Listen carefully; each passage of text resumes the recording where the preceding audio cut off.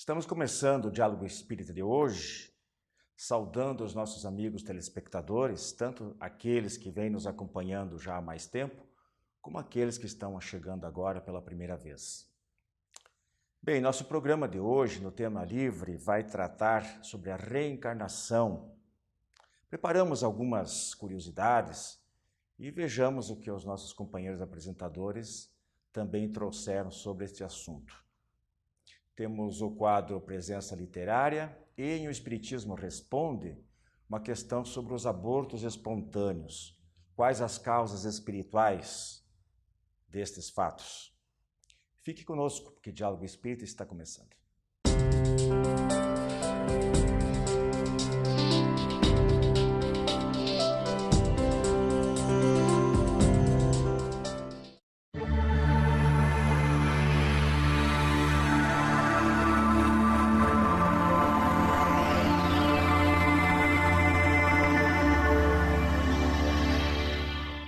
Caros amigos, vamos falar um pouquinho hoje sobre a reencarnação, que é um dos princípios básicos da doutrina espírita, ou pluralidade das existências. Sempre um assunto interessante, a gente já abordou aqui em outras oportunidades, alguns tópicos específicos, o relacionamento da reencarnação com a saúde, com a enfermidade, com a educação, uma gama bastante extensa, mas sempre é bom voltar a recapitular alguns pontos e nos desdobrar, às vezes, alguns tópicos que muitas vezes não dá tempo suficiente da gente analisar. Então, eu estou aqui na companhia do Parchen, depois de alguns meses de ausência por motivos profissionais, e o Joilson Mendes. Meus amigos? Então, eu queria colocar para vocês, assim como pontapé inicial da nossa abordagem, Dr. Jamuna Prasad, da Índia, ele é um resumo, assim, tipo uma introdução do estudo da reencarnação. Onde que ocorre, com que tipo de pessoa, por quê, etc. Então, ele estudou principalmente crianças, porque é onde as lembranças são mais comuns. São as crianças que falam de recordações de vidas passadas. Por que isto? Então ele explica que essas lembranças são mais comuns dos 2, 3, 4 anos e tendem a desaparecer em torno dos 7, 8. O adulto já não lembra praticamente mais nada, se apagam. São mais comuns no Oriente, não por indução de crença, porque lá eles acreditam mais na reencarnação, e e também porque as crianças, o fato deles acreditarem na reencarnação, eles ouvem o que as crianças têm a dizer. E nós aqui, às vezes, levamos as coisas por brincadeira, atribuindo a imaginação delas, e a gente descarta, no mundo ocidental. E que a maioria desses casos de lembranças espontâneas foi por morte violenta e parece haver um pequeno intervalo entre uma reencarnação e outra, chamada intermissão. Então eu gostaria principalmente que vocês falassem, Joilson, por exemplo, se quiser, por que essa tendência, nos adiantamos um pouquinho, mas por que as lembranças tendem a desaparecer com o crescimento da criança? Isso aí acontece porque até os 7 anos, nos explica a doutrina espírita, o espírito ele ainda não está totalmente encarnado. Ele é como se ele tivesse com um pé aqui e um pé lá, na espiritualidade. Então, quando completa-se os 7 anos, então a reencarnação daquele espírito, ela se completa. E aí, por isso que as lembranças vão se apagando. A pessoa, o espírito, a criança vai deixando de lembrar. E também por questões da própria sociedade, da maneira como a criança é educada hoje em dia, Hoje em dia é tudo muito corrido, é tudo muito tecnológico, e não dá assim tanta atenção para o que as crianças falam. E às vezes, talvez, se falar, os coleguinhas vão fazer até bullying, dizer que é maluquinho, Exatamente, vai te chamar de doido, de maluco, por aí. Agora, Parchen, e essa terceira afirmação aqui desse doutor Prasad, quando ele fala que a maioria dos casos é por morte violenta, e que há curto período de uma reencarnação e outra. Você poderia esmiuçar essa afirmação dele? Na verdade, isso faz parte do estudo dele e possivelmente, não é? Porque nós não estamos inseridos nesse contexto, isso se deva ao forte registro energético no perispírito, que uma morte violenta, que um trauma violento causa. Em existindo um forte registro energético, isso se torna mais fácil que ele se manifeste no próprio corpo físico, como nós já discutimos aqui, nos próprios sinais de nascença, por exemplo, referente a um acidente ou alguma coisa grave que tenha acontecido com o corpo. E nesses casos específicos, que ele coloca de curto intervalo entre encarnações, não houve tempo de se dissipar aquelas energias perispirituais. Então elas se manifestam muito fortemente nessa fase, como o Jesus colocou, que o corpo e o espírito não estão ainda completamente e definitivamente ligados, essa manifestação energética ocorre. Talvez por isso seja mais sensível e, por certo, também as que mais chamam atenção, talvez não seja a maioria, mas as que mais chamam atenção e mais se tornam evidentes. E tem casos até de crianças que elas conseguem identificar o problema da marca de nascença, elas relacionam com a vida passada delas. Elas falam, isso aqui aconteceu por causa de uma situação X. Eu tenho um caso, aproveitando para ilustrar o que o juiz está colocando aqui, na Turquia, o Dr. Rezat Bayer, que é um sobrenome alemão, né? Ele estudou caso com um menino que tinha uma cavidade na nuca, né? E recordava, dizia, espontaneamente, ele dizia ter morrido com uma pá de moinho. E aí eles conseguiram identificar esse caso, que acharam, pesquisando, isso aí não é chute, né? São estudiosos sérios e não são espíritas, e que procuram realmente encarar este problema de uma maneira científica, com metodologia de pesquisa e tudo. Eles descobriram, esse menino exumaram, e o cadáver apresentava realmente o sinal da pancada na nuca, correspondendo, portanto, à narração que o menino reencarnado afirmava, né? Agora, só complementando, voltando um pouquinho atrás, nesse aspecto da morte violenta, justamente por quê, né? O Pache colocou, porque o impacto da desencarnação emocional é muito grande, né? Quando desencarna normalmente, na velhice, esgotamento dos órgãos, aquela coisa toda, não tem problema nenhum. Agora, toda morte violenta não seja de trânsito, seja, infelizmente, por ação de um outro humano, delituosa, o baque, o choque emocional é muito grande, né? Então ele perdura durante e após a desencarnação, e se o período entre uma encarnação e outra for curta, ele traz de volta todo aquele... Ficará registrado no perispírito. Exatamente. Né? E por isso ele traz. Tem até um caso do Dr. Hernando Guimarães Andrade também neste sentido, que foi um pesquisador brasileiro. Ele foi o caso de uma mulher que ela recebeu o próprio irmão que havia se suicidado por envenenamento. E a criança apresentava problemas, né, no esôfago, por causa do envenenamento de uma vida passada. Foi um dos casos estudados pelo Dr. Hernando Guimarães Andrade. E até para completar o que você falou, Wilson, a respeito das pesquisas, tem muitos pesquisadores, eles querem provar que não existe a reencarnação, né? Então, por isso eles começam a pesquisar, são pessoas céticas. E quando eles começam a pesquisar, eles acabam chegando à conclusão de que a reencarnação existe.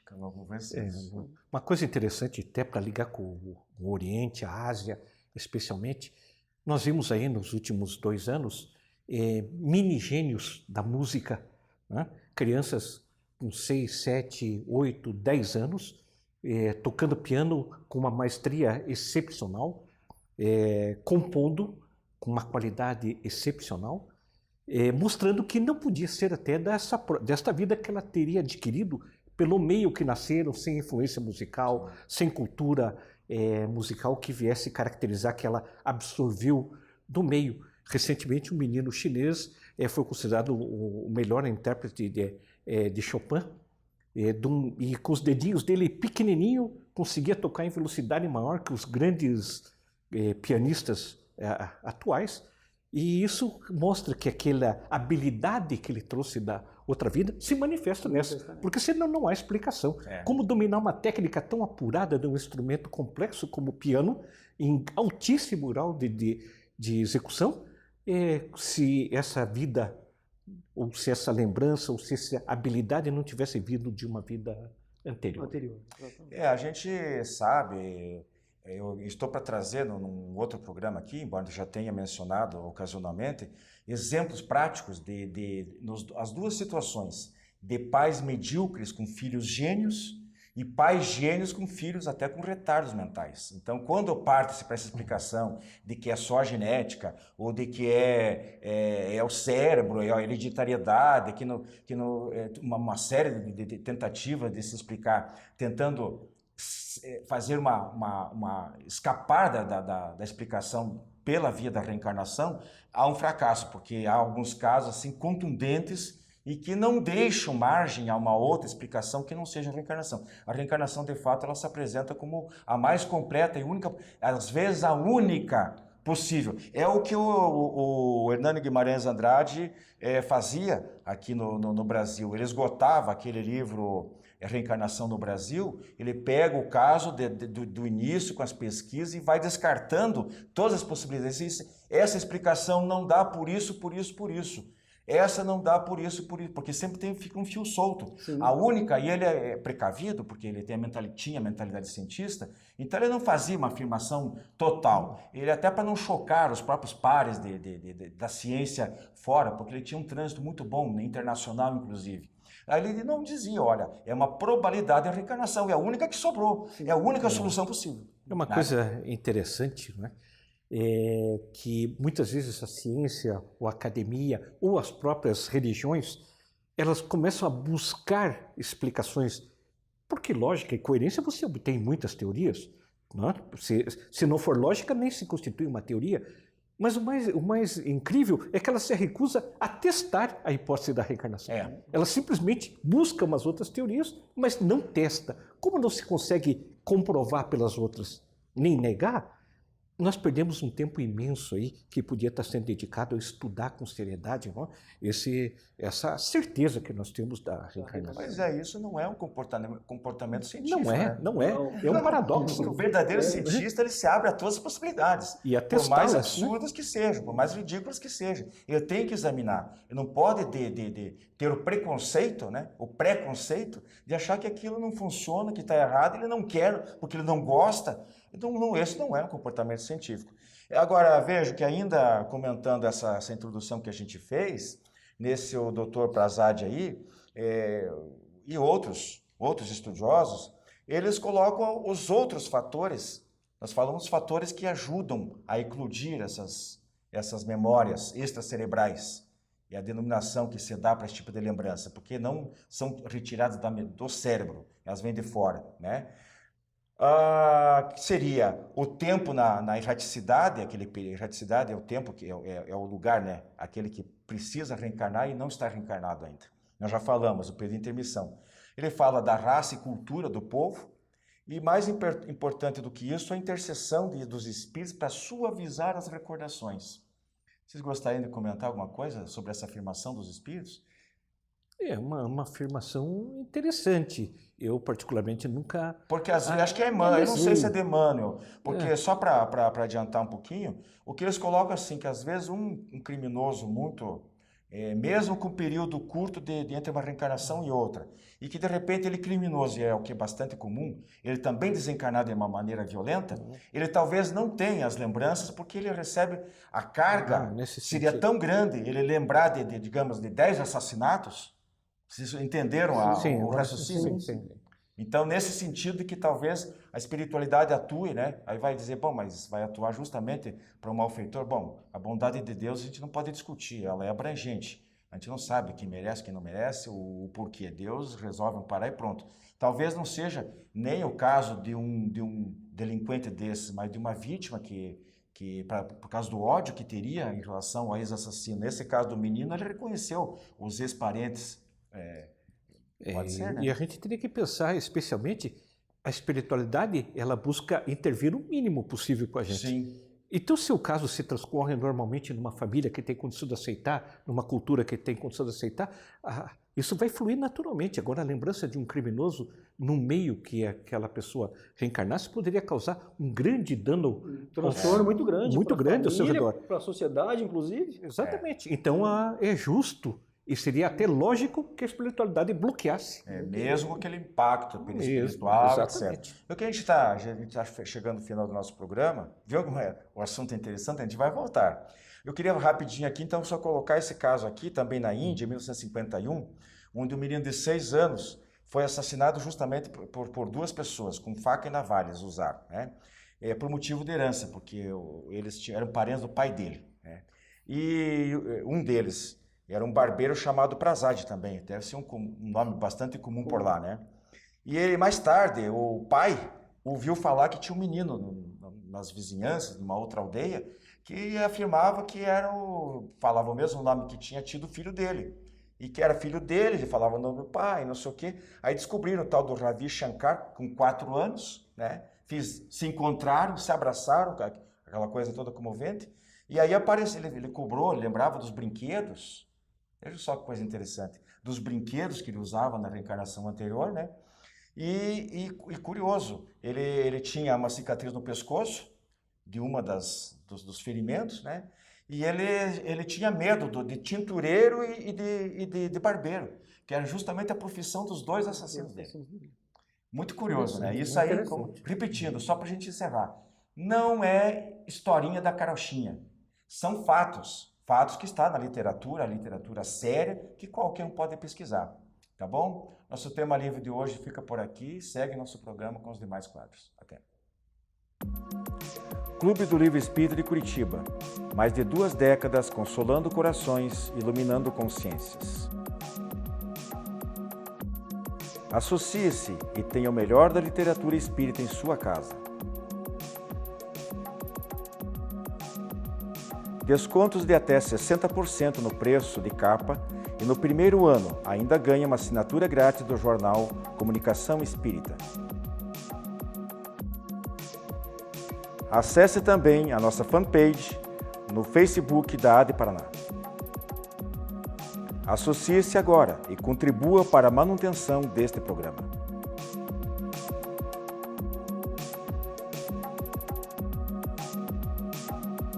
A revista Ser Espírita propõe um novo olhar sobre a vida encarnada. É o Espiritismo sintonizado no século XXI, revendo os princípios fundamentais da doutrina espírita sob a ótica da filosofia, ciência e religião. Nesta edição, o destaque é para a entrevista com o médium Mauri Rodrigues da Cruz, fundador da Sociedade Brasileira de Estudos Espíritas. Imperdível. Para conhecer os demais fascículos, visite o site www.serespirita.com.br. Você tem um familiar ou amigo com problemas de álcool ou drogas? Venha conhecer a comunidade psicossomática Nova Consciência em Capivari. Uma clínica com médico, psicólogo, terapeutas e especialistas no tratamento da dependência química. Atendemos pacientes do sexo masculino com um período de recuperação de 4 a 6 meses para desintoxicação, terapia, conscientização e renovação de valores. Maiores informações, acesse comunidadenovaconsciência.com.br ou ligue 34917000 com Saulo ou Arnaldo. Você que é distribuidor ou administra uma livraria espírita, não pode deixar de conhecer os livros da Editora M de Capivari, São Paulo. São mais de 350 títulos com dezenas de campeões de vendas. Peça o catálogo e dê aos seus clientes a oportunidade de conhecer os excelentes livros da Editora M. Contatos pelo e-mail vendas@editoram.com.br ou telefone DDD 19 3497 7000.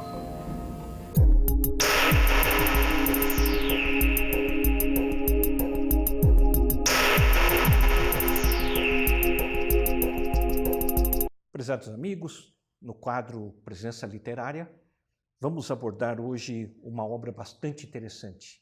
Esta obra chama-se Emmanuel, pelo Espírito Emmanuel, a psicografia de Chico Xavier. Na verdade, esse é o 5º livro publicado do Chico Xavier e o primeiro, a obra de Emmanuel. Ela tem uma característica muito interessante, ela não foi escrita para ser um livro, mas sim um compilado de muitas orientações, mensagens, discussões ensinamentos de Emmanuel é feito através de perguntas, a maior parte delas, e essas perguntas eram feitas normalmente por integrantes da FEB. Eu considero este livro, e muitos estudiosos da doutrina espírita também eu considero assim, como um dos mais importantes dentro da doutrina espírita após a obra de Kardec. Eu ousaria dizer, mas é uma opinião pessoal, que é o mais importante livro depois da obra kardecista. Isso porque ele traz uma análise extremamente profunda de pontos essenciais da própria doutrina espírita, com uma qualidade, com um rigor, com um poder de síntese fabuloso. O que muitos autores precisam de livros, Emmanuel precisa de páginas. Por exemplo, ele analisa, no seu primeira parte, o Doutrinando a Fé, e faz toda uma análise da fé, das religiões, do desenvolvimento das religiões, inclusive fazendo em alguns momentos críticas severas e até usando palavras bastante duras. Depois ele estuda Doutrinando a Ciência, e tem os tópicos extremamente interessantes que nós já discutimos, alguns deles em programas, por exemplo, sobre os animais, sobre os fluidos materiais e os fluidos espirituais, sobre o corpo espiritual, sobre o dogma e os preconceitos. E na penúltima parte, ele estabelece 4 questões de filosofia: determinismo e livre-arbítrio, o tempo e o espaço, espírito e matéria e o princípio da unidade. Emmanuel traz aqui fatos, ensinamentos científicos que só agora começam a ser revelados e que a ciência vai afinando com esses ensinos da época desse espírito. Por exemplo, no princípio da unidade, Emmanuel coloca uma coisa muito interessante. Se aí temos consciência dos princípios de unidade e variação, ainda aqui, ele refere-se ao plano espiritual, os observamos, sem haver descoberto seu ponto íntimo de união. Todavia, o princípio soberano de unidade absorve todas as variações, crendo nós que, sem perdermos a consciência individual no transcurso dos milênios, chegaremos a reunirmos no grande princípio da unidade, que é a perfeição. E Kardec falava exatamente isso, que nós tendemos à unidade e tendemos à perfeição. Olha um outro trecho brilhante. É lícito considerar-se espírito e matéria como estados diversos de uma essência imutável, chegando dessa forma a estabelecer a unidade substancial do universo. Dentro, porém, desse monismo físico-psíquico, perfeitamente conciliável com a doutrina dualista, faz-se preciso considerar a matéria como estado negativo e o espírito como estado positivo dessa substância. Isso é brilhante. Análise do espaço, do tempo e todas essas questões da energia, da matéria e dos fluidos são brilhantemente abordados por Emmanuel nessa obra. Recomendamos muito a sua leitura e principalmente o seu estudo. Até a próxima.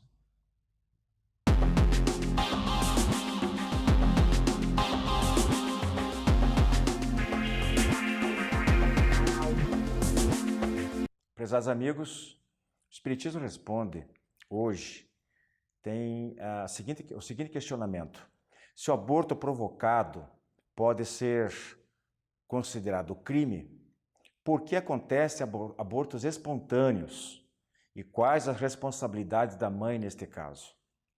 Vejo a questão 355 do Livro dos Espíritos, quando Kardec pergunta: existem crianças que desde o início, no ventre da mãe, não são viáveis? Por quê? E os Espíritos respondem que sim, e diz que Deus permite como prova. Eu acentuo esse detalhe, como prova para os pais ou para o reencarnante. Em alguns lugares, outros mentores dizem que às vezes pode ser provas para os dois, para os pais e para o espírito reencarnante. Na questão 356, há uma afirmação, já resposta dos mentores espirituais, dizendo que há datimortos, aqueles que já nascem sem vida, que jamais tiveram designado um espírito para ocupar aquele corpo. Então pode sim, pode desenvolver apenas o corpo físico e não ter percorrer todo o período de gestação e não ter nenhum espírito designado para ocupar aquele corpo. Na questão 356, aliás, essa que eu já falei. Na questão 346, diz que as causas para isso, né, as causas de haver tanto natimortos como os abortos espontâneos, estão nessa resposta aqui, dos espíritos. As imperfeições da matéria são as causas mais frequentes dos abortos espontâneos. Então, às vezes, segundo eles, não há nem relação com o espírito, com a espiritualidade. É um problema da matéria. Nós sabemos que a mãe precisa, durante a gestação, fazer o pré-natal. Então, às vezes, certos descuidos, certos abusos, às vezes a mãe ingere o que não deve. Inclusive, hoje é muito comum a mãe, em plena gestação, às vezes avançada, usando drogas ou excessos alcoólicos, o cigarro, o fumo, né? Isso faz muito mal à saúde. Causam desarranjos que independem, não é um problema do espírito de querer reencarnar, não poder, ou da mãe não aceitar, isso é um problema psicológico. É um problema de incompatibilidade, causou enfermidades no desenvolvimento do feto e acaba abortando. Bom, no livro Clonagem à Luz do Espiritismo, do Vladimir Lisso, ele diz o seguinte, que em alguns casos a mulher quer muito engravidar e atrai o espermatozoide e forma o corpo físico. Em outras, elas rejeitam o feto porque são espíritos inimigos dessa mãe. Existe, às vezes, foram marido e mulher e tiveram um problema kármico grave, às vezes um tirou a vida do outro, ou estraçalhou com a vida, tornou completamente infeliz um cônjuge na vida passada. Eles se reencontram agora na condição de mãe que está aceitando um filho numa nova gravidez. Então isso cria um descompasso energético muito grave entre os dois, que pode levar ao aborto espontâneo. Ou aos casos de natimorto. Geralmente expiatório, aqui sim diz que seria geralmente expiatório para a mãe, né? E que às vezes também não vingo por causa de uma incompatibilidade, ou melhor, em função de espíritos lesados. Então, quando um espírito sofreu uma morte violenta, ou no caso do chamado monoideísmo, em que o espírito fica repassando, desencarnado, a sua vida anterior, onde cometeu muitos delitos, ou foi vítima de ódios muito intensos, então isso pode causar, ele fica o perispírito muito carregado de energias negativas que podem dificultar o seu processo reencarnatório. No livro Condomínio Espiritual do Hermínio de Miranda, ele alerta para as constantes gravidezes de Félida, que é um caso estudado nesse livro por ele.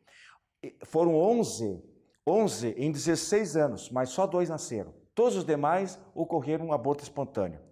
Então nós perguntaríamos, seriam os parasitas, né, aqueles obsessores, aqueles vampirizadores energéticos que circulavam com ela, porque ela tinha muitas personalidades, muitos espíritos com ela, daí o nome condomínio espiritual. Seriam vítimas dela do passado? Seria atração por uma afinidade fluídica? Bom, no livro Perispírito e suas modelações, Luiz Gonzaga Pinheiro diz que as mortes prematuras muitas vezes são espírito suicida, também bastante conhecido esses casos. E ao passar as energias tóxicas para a mãe, pode levar ao aborto espontâneo e até a morte dela, em alguns casos. Então, as tentativas de reencarnação pelo impulso biológico das formas, mais o esquecimento do passado pela redução da forma do perispírito, vão vencendo, forçando a retomada da formação normal. A cabeça, às vezes, vem desproporcional numa reencarnação, depois ela vai se adaptando, né? Um membro atrofiado, etc. Finalmente, para a gente encerrar aqui, a abortista, a pessoa que comete o aborto, a mãe, muitas vezes pressionada pelo desejo de gravidez que ela não consegue por problemas kármicos, promove o surgimento de fetos sem espírito, os abortos espontâneos repetitivos. Esperamos ter esclarecido de alguma forma um pouco dessa grande e grave questão, também envolvendo o aborto, no caso dos abortos espontâneos. Até a próxima.